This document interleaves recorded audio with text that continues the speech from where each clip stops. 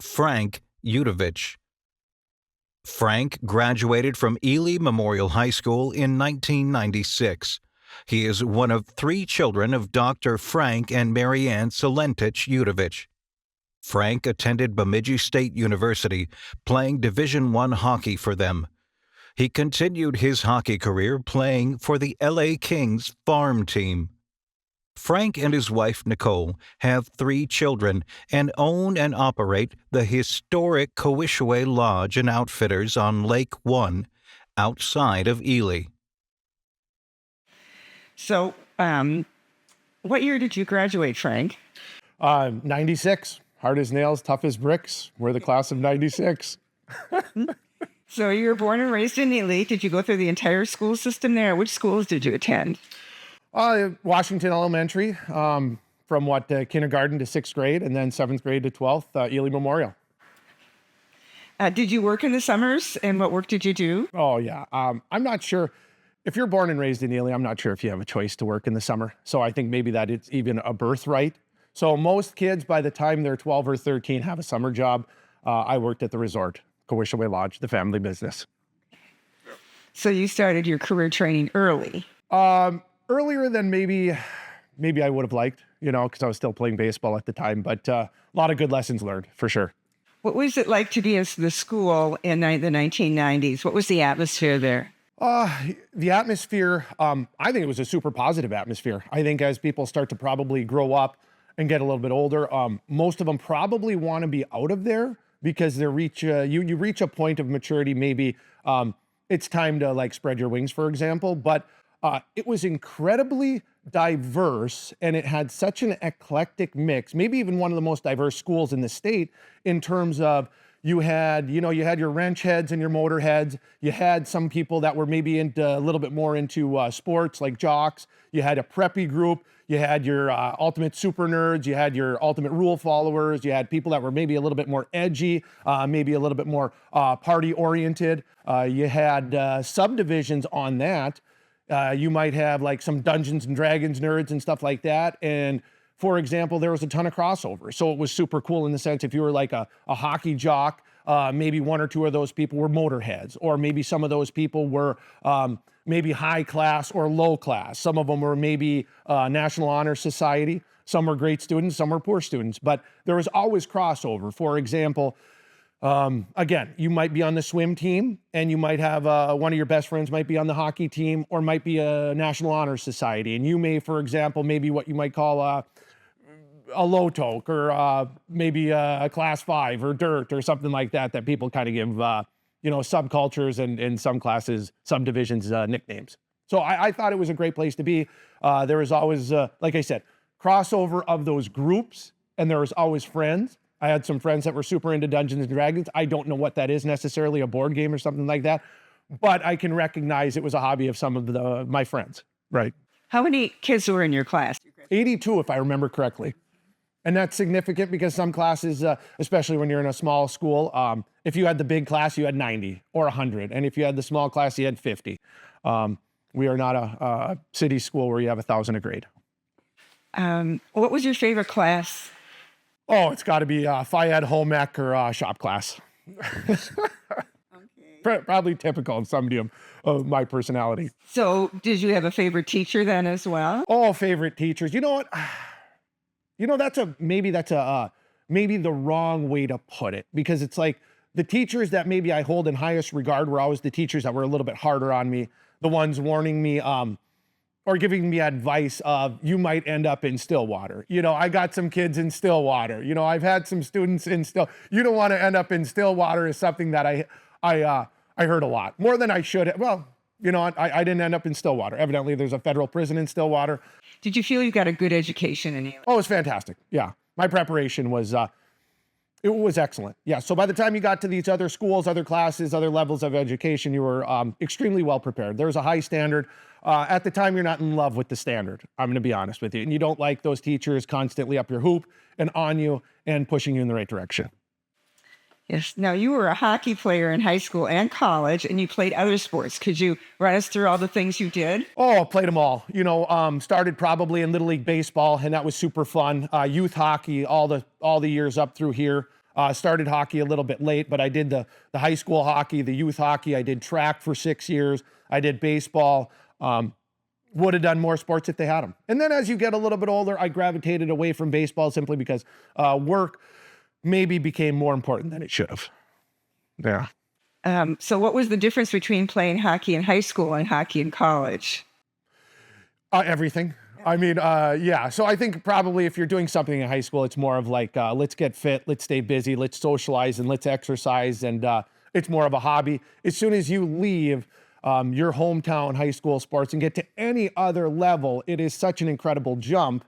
And that it becomes your absolute life and obsession. Or you just don't get to play.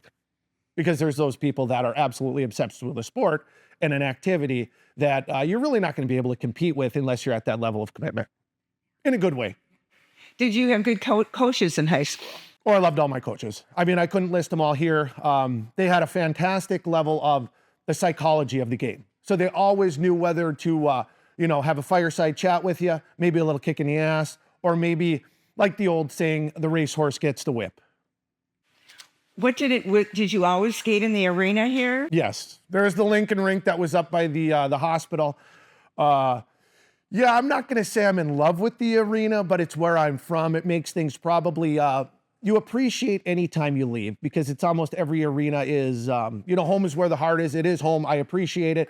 It didn't bother me a bit, but you're always able to go to another arena and the arena is fantastic. So you're always, anytime you go on the road, it's a treat and you're playing at probably nicer facilities. And when I say probably, I mean a lot nicer. So since you've left the educational period of your life, you've continued to participate in the hockey programs. Can you tell us about that? Oh yeah, always coaching and always skating. And, hockey, I want to say is a lifestyle, and it's a commitment, a lifetime commitment. It's a sport where if you don't play it much, it's really easy to look really, really bad and frustrating. And it's hard. So you might play it every single day of your life and it's not as hard because you're just doing it every day. But when you're coaching young kids and you're old, you really realize it's really hard. So yeah, still coaching, still playing. It would seem that all of my friends come from hockey. Yeah, so that's where you made your good friends. Do you still keep in touch with those friends? Well, it depends. My new friends usually are people that were maybe not the best of friends when I was in high school, but I'm still coaching their kids and we're coaching together. So we're kind of surrogate best friends. We talk on a regular basis. We're coaching every day. We spend time outside the rink together, whether it's coaching something else or playing other sports. But yeah, as far as my old high school friends, I guess I'm really fortunate. If I'm here in Ely, there are several of them that are still in Ely that were in my wedding. And there might only be one of them that's not in Ely that was one of my best friends growing up, which is probably not super common. You know what I mean? Usually you lose all your friends or they become old friends, distant friends where you really got to work to stay in touch with them. So when you think of your life now, managing this business and managing a resort and everything, how did your education help you today?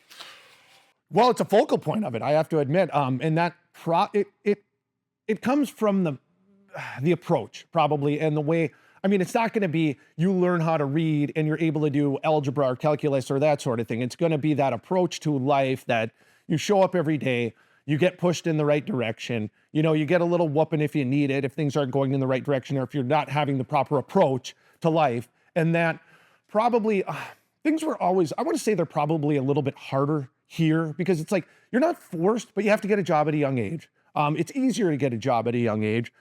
You have all those responsibilities at a young age and things in general. If you see a facility like this where it's just cold, the locker rooms are garbage, the weight room facilities are garbage, you just get good at dealing with things that are hard.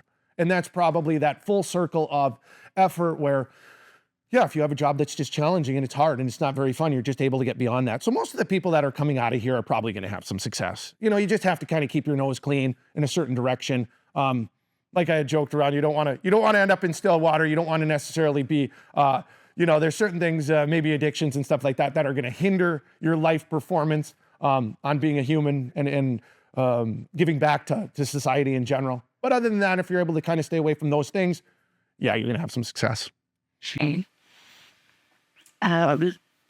Was there an adult or friend who had a long-lasting influence on your life? Boy, I want to say there's a couple of things. It's not the way you think it is. Okay, so sometimes support and love and helping people comes with like tough love. It's not you can do it. It's why are you screwing up? Get your ass up and start doing something right before it's too late. And those teachers and that principal, I mean, the world famous Jack Jensen, for example, he was always super hard on the kids in a good way. Mr. Anderson, he was always hard on the kids, especially me, probably in a good way.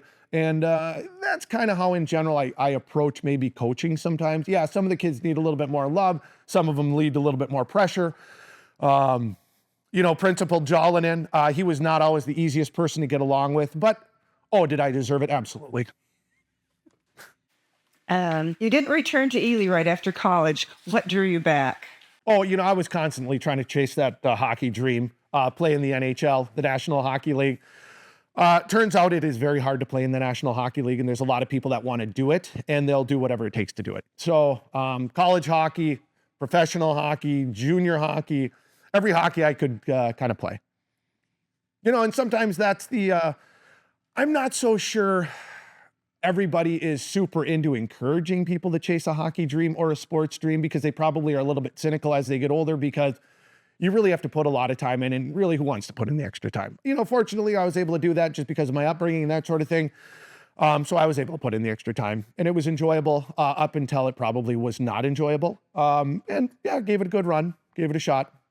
Well, if you own a resort, you're probably putting in the extra time now, right? Oh, you totally are. Yeah, it's an incredible amount of hours. Not necessarily in a bad way. Sometimes when you're a little bit younger and maybe you want to sleep a little bit more, you're kind of pissed off that you have to shovel more dirt and clean more canoes and talk to more tourists.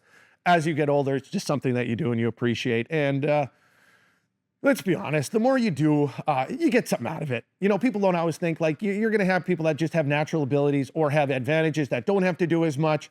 They can just do less, and it pisses you off. But eventually you're getting something for it. Anything you do more, a little bit extra, you're getting something for it. People don't always realize that. What advice would you have for kids that are in school today? Take care of your feet and your teeth. Number one. If it hurts, do it. It's all downhill after 20 and you're old by 25. Yeah, those are probably the big ones, I would say. Is there anything else you'd like to say just about your high school experience? It's in your blood. I mean, I can't relate to somebody from a bigger community in a bigger city and maybe someplace. I mean, we all want to get out of here and adventure and spread our wings at some point, and then you kind of realize that you want to come back. But I think these smaller communities probably have a little bit more of a draw. So one time, if you're a small towner, you're probably always a small towner, and you're kind of always trying to search for that belonging and that level of family atmosphere, whether it's good or bad. Because at some point, I mean, a lot of these people that you're going to school with, they're like your sisters and brothers, and they're like can be totally the most annoying people on earth, and you just want to get away from them. But I mean, I get that too, because to some people, I'm going to be that person too. Totally annoying. And people just want to get the hell away from me.